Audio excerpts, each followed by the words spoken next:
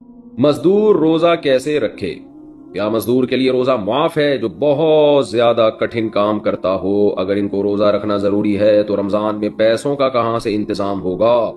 محمد تسلیم اختر صاحب انڈیا سے پوچھتے ہیں۔ بڑا اچھا سوال ہے جی۔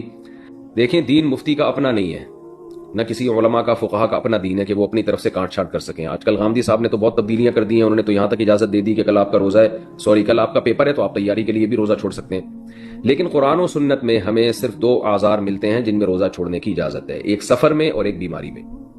مزدور کو روزہ چھوڑنے کی اجازت نہیں ہے۔ صحابہ کرام تو زمیندار تھے، روزہ رکھ کے کھیتی باڑی کرتے تھے، کہیں ایک ادنا سا اشارہ بھی نہیں ملتا کہ کسی مزدور کو، محنت کش کو، محنت کی وجہ سے آپ صلی اللہ علیہ وسلم نے روزہ چھوڑنے کی اجازت دی۔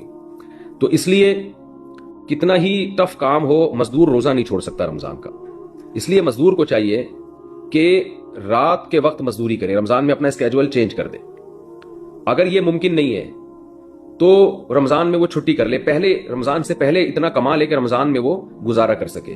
یہ بھی اگر ممکن نہیں ہے تو پھر مزدور کیا کرے گا کہ بھئی وہ صبح روزہ رکھ کے مزدوری کرے گا اور حتی الامکان وہ بھوک اور پیاس کو برداشت کرے، اور جب ناقابل برداشت حالت ہو جائے، اس کو یہ خطرہ ہو کہ میں نے اگر روزہ نہیں توڑا تو مجھے کوئی بیماری لگ جائے گی یا میں بے ہوش ہو جاؤں گا یا خدا نخواستہ مر جاؤں گا، تو ایسی کنڈیشن میں ہر شخص کے لیے روزہ توڑنا جائز ہے۔ یعنی بیمار ہونے کا خطرہ ہو، غالب گمان ہو، بے ہوش ہونے کا خطرہ ہو یا مرنے کا خطرہ ہو، تو پھر ہر آدمی کے لیے روزہ توڑنا جائز ہے، مزدور کے لیے بھی، کسی اور کے لیے بھی۔ تو مزدور بھی ایسی کنڈیشن میں روزہ توڑ سکتا ہے، توڑ دے گا تو گناہ نہیں ہوگا، بعد میں قضا کرے گا، لیکن حتی الامکان برداشت کرے۔ جب ناقابل برداشت ہو جائے، اور ناقابل برداشت کا مطلب ہے کہ بیماری کا خطرہ ہو یا موت کا خطرہ ہو، ایسے نہیں کہ برداشت نہیں ہو رہا، وہ تو روزے میں کسی کو کم روزہ رکھتا ہے، کسی کو زیادہ روزہ رکھتا ہے، وہ تو برداشت تو کرنا ہی پڑے گا۔ بھوک اور پیاس برداشت نہیں ہو رہی اور آپ نے روزہ توڑ لیا تو 60 روزوں کا کفارہ ہے، پھر 60 روزے لگاتار رکھنے پڑیں گے۔ لیکن اگر اتنا ناقابل برداشت ہو گیا کہ آپ کو ڈر ہے کہ بھائی نہیں توڑا تو میں بے ہوش ہو جاؤں گا یا کوئی بیماری ہو جائے گی مجھے، یا جیسے شوگر کے مریضوں کو شوگر لیول لو ہوتا ہے، ان کو تو موت کا خطرہ ہوتا ہے، یا یہ کہ میں مر جاؤں گا یعنی موت کا خطرہ ہے، تو ایسی کنڈیشن میں پھر اس کے لیے روزہ توڑنا جائز ہے۔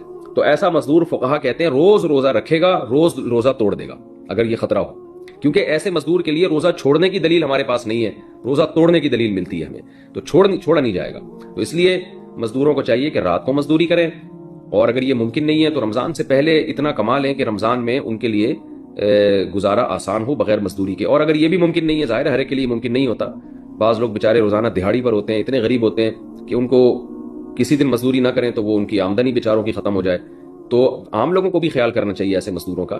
لیکن پھر بھی اگر کوئی انتظام نہیں ہوتا تو پھر مزدور پر لازم ہے کہ وہ روزہ رکھے۔ میرے پاس لوگوں کی کالز آتی ہیں، میرے پاس کیا سارے علماء کے پاس آتی ہیں کالز کہ وہاں گرمی ہے، تھر کے ریگستان میں ہم محنت کر رہے ہیں، اور بعض لوگ کہتے ہیں کہ ہم جناب ادھر دبئی میں ریگستانوں میں پروجیکٹ پہ کام کر رہے ہیں، ہم کیسے روزہ رکھیں؟ تو بھئی روزہ رکھنا پڑے گا، کیونکہ اللہ کا حکم ہے فمن شہید منکم الشہر فلیصم، جو بھی رمضان کا مہینہ پائے گا اسے چاہیے کہ وہ روزہ رکھے۔ اللہ کا آرڈر ہے یہ، اور اس آرڈر سے اللہ نے صرف آگے دو لوگوں کو مستثنی کیا ہے، ایک بیمار کو اور ایک مسافر کو۔